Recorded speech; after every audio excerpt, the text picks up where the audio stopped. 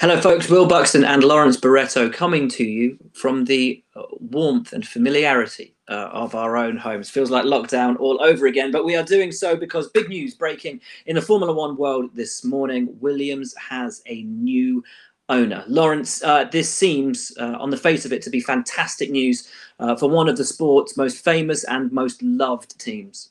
Oh, it's fantastic news. The team have been struggling for several years now. We've seen them fighting at the back of the pack. They haven't really had the investment to plough into the team to try and move back up the grid. So that's why 3 months ago, they started discussions with potential investors about gaining more investment, whether that was a minority stake, a majority stake. And they've ended up going with the latter. They've decided to allow a private investment firm to acquire the team.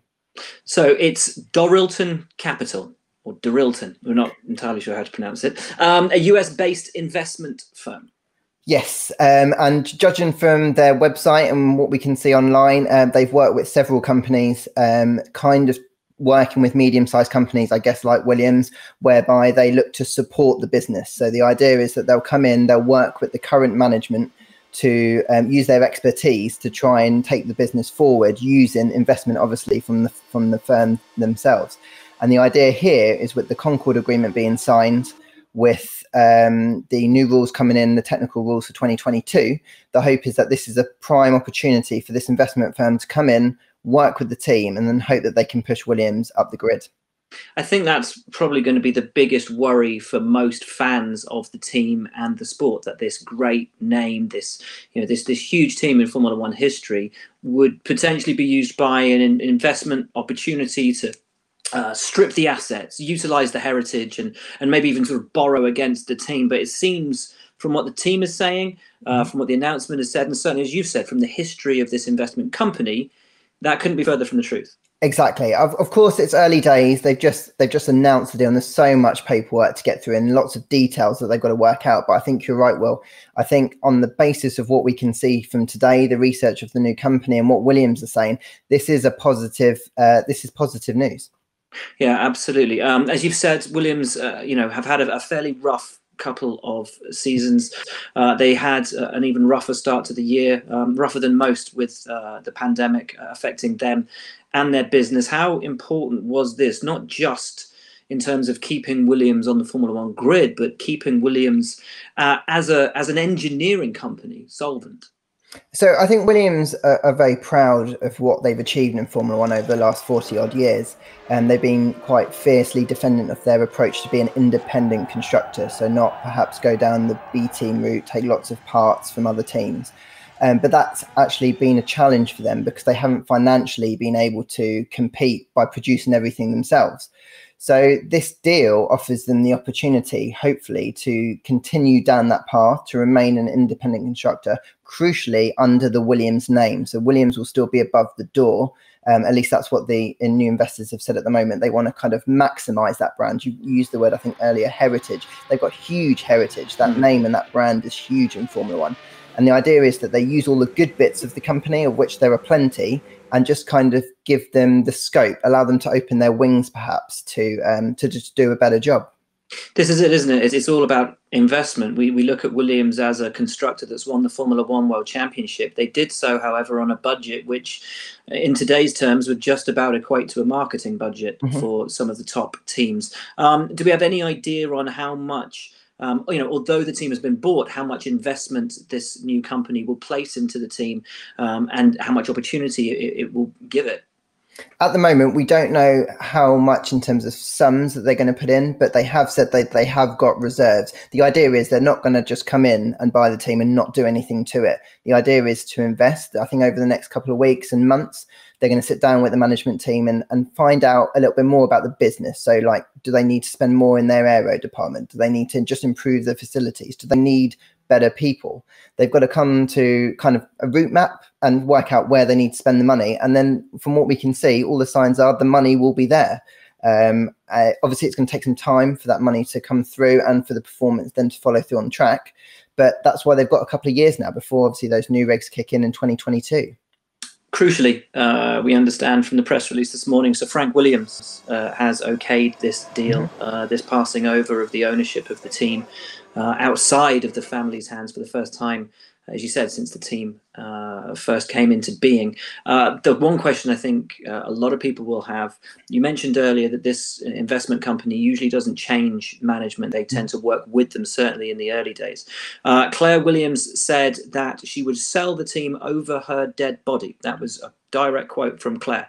She is healthy and well, thank goodness. Will she remain in control of the team, do we think? That is a very good question. Well, I think that when she said that quote, she was very strong in that she and the Williams family wanted to continue to run the team. But I think there's been a realization, particularly with the COVID-19 pandemic, that perhaps it just isn't feasible. If there is a way for her to continue and she can run the team, and she's not a puppet, she's not just being told what to do, and she's given the freedom to run it, I don't see why she wouldn't want to stay, because she's very proud of this outfit. They were like a family at Williams, and I think they would be very keen, or she would be very keen to stay on. It's up to the owners, of course, now, because it's all out of their hands. The Williams family now have no control over these next steps. They could decide to bring new people in further down the line. I imagine what they will do is they will see how Claire and the rest of the team perform, basically, over the next couple of weeks and months, and see if they are the right ones to take it forward. But of course, it's likely that they're going to have conversations with other people.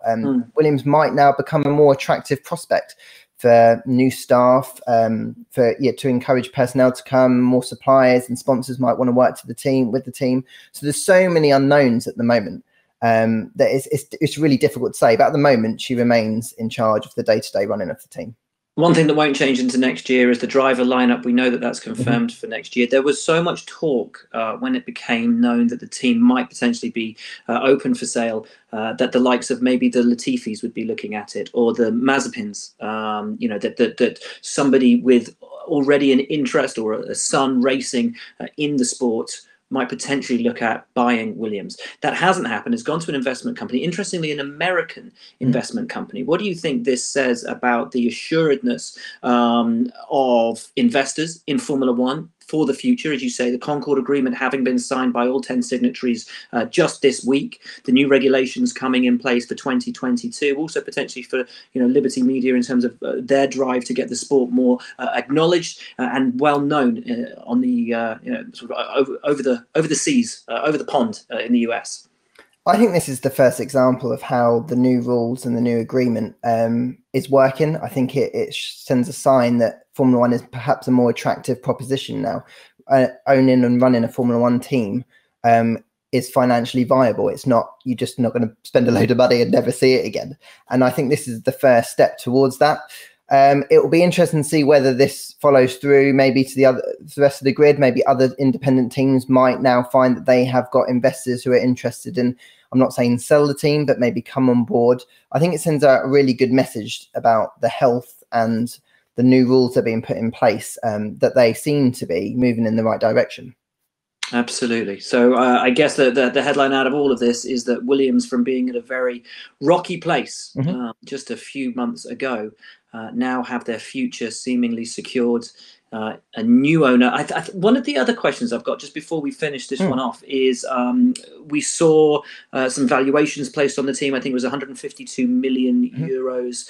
Now we know obviously that it's not just the Williams family that have had shares in the team. Toto Wolff famously had 15% of the shares in the team. He sold 10% to Brad Hollinger.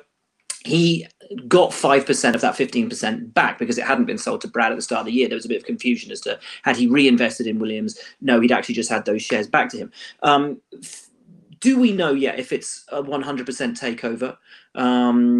If those shareholders have been bought out as well? From the looks of the data, so the figures that have been banded around, I mean, you'll know better than me. It seemed perhaps that those other investors have been paid off through that as well. Yeah, so from initial reading, it looks like it's a complete buyout. And that means that I don't know whether they've worked out the nitty gritty of how much they then owe all of the individual shareholders. But I think the intention is that it's buying them all out, essentially. So Toto, Brad Hollinger, obviously the Williams family will no longer have any interest in terms of shareholding. I think what's interesting on that score is that the decision to go with this company and to take this path of just one company running it shows that the team really want a long-term future out of it. It's not like a short-term thing just to get some cash. They wanted to find one company who they believed in, who they feel will put the investment in, and there'll be no arguing between shareholders. They can just hopefully make quick decisions, and hopefully decisions that can help them make steps forward. I think you mentioned earlier Latifi, Mazepan, many people that have been mentioned there. Perhaps if they came in, they would lose control of the running of the team. And I think at least at this early stage, at least Williams can control that element and hopefully then protect the staff and the whole family and the brand as a whole, at least in the short term. It's critical, isn't it? It's not just an investment. It is a wholesale purchase of the team. And that's key here, as you say, for structure and certainly for certainty in the team for the future.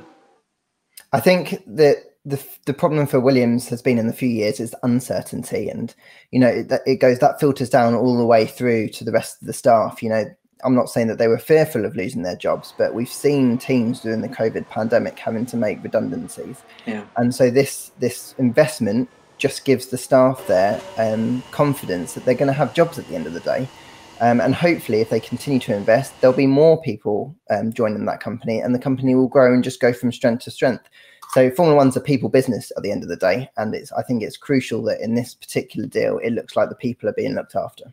Absolutely, and that has always been Claire's #1 priority at the team. Lawrence, thanks so much, my man, for bringing us that. Great stuff, great insight as always, and most importantly, great news for Williams, for their fans, and most importantly, on top of it all, I guess, for Formula One as well, with one of its most beloved teams having its future secured. Mate, thank you very much. Thank you, folks at home, for watching, and we'll see you all very soon.